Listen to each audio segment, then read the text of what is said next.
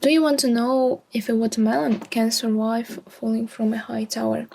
If so, then bear with me and we will get the answer at the end of this presentation. On this video you can see a watermelon falling from a high tower. As you might have expected, it will crash into the ground. But now it will be coated with a special black material produced by Lionex company. It forms a uniform layer around this watermelon and it lands safely and undamaged. How does the material work, may you ask? Why it's so strong and flexible? Let's break it into steps. First of all, it is made of a polymer. Polymer is a large molecule that has a repeating pattern inside its structure, called monomer.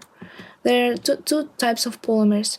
Natural polymers, such as DNA, RNA, and proteins, and synthetic polymers, for example polyethylene, that you may know from your everyday life. Natural polymers, as you may guess from the name, can be encountered in nature, while synthetic polymers are synthesized by humans. How? Well, there are two main ways to do it. First is a chain growth polymerization. In chain growth polymerization, monomers are added one by one to the growing chain. The process requires an initiator to start the sequence. When the first monomer attaches to the initiator, it becomes active. For example, it can become a radical species. And when the next monomer joins, it also becomes active, and so on, giving a long polymer chain. To stop the process, the last monomer should be deactivated. For example, it can react with another radical, for example, hydrogen radical. Step growth polymerization is another method. It has different mechanism. In step growth polymerization, monomers can freely react with each other and tend to form small polymers called oligomers first, and then join together to form a long polymer chain. The material we're interested in is synthesized via step growth polymerization. It is made of two parts, part A and part B. Part A is this molecule that has two isocyanide groups inside its structure, and monomer B is a long polyether chain terminated by two amino groups that can react with groups in A. Now let's talk about physical properties that the polymer can have. First of all, a very characteristic property of a polymer is its glass transition temperature. It is such a temperature below which polymer molecules don't move very vigorously with respect to each other, making the polymer strong and solid. While above this temperature, they have enough energy to move, and the polymer becomes rubbery. Any polymer has its own glass transition temperature. However, the value of this temperature depends on the polymer structure. For example, branching, chain stereochemistry, molecular interactions, or chain length. A polymer can have, of course, other physical properties, for example, flexibility, temperature and chemical resistance, and hydrophobicity or hydrophilicity. We will see some of them later in this presentation. Now, after a short introduction, let's talk about our polymer in particular and how it is synthesized.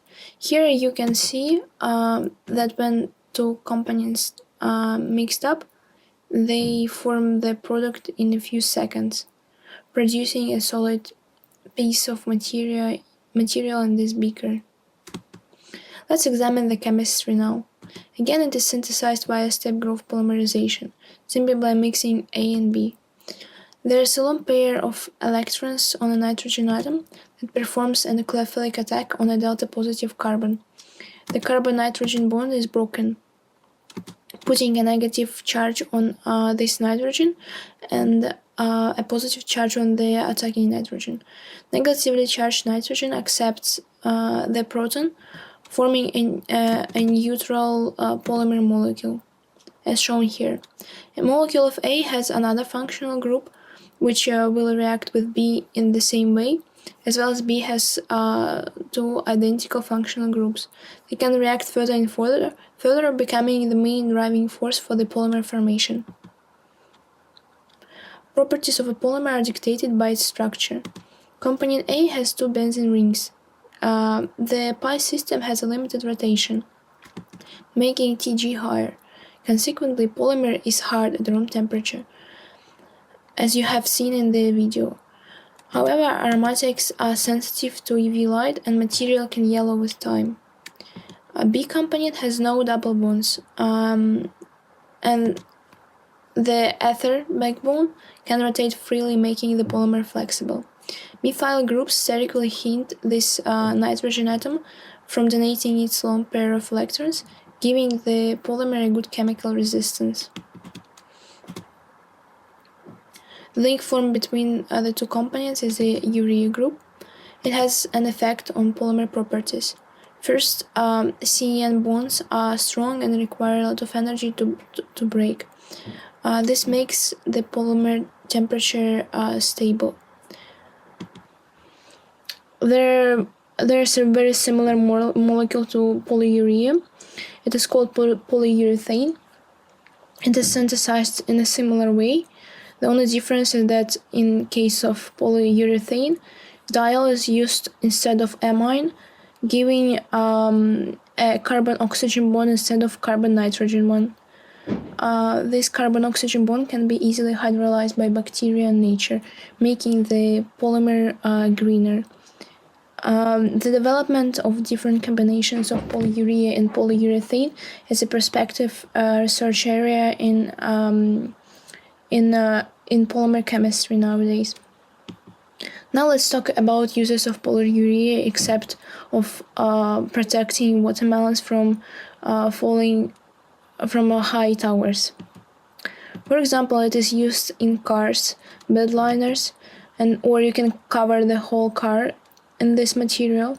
It is also used in fire tracks, where thermal stability is important. It is used in athlete tracks and playgrounds, where the soft landing and good grip with the surface is essential. That's all from me. On this slide you can see resources used to prepare this presentation. Thanks for watching.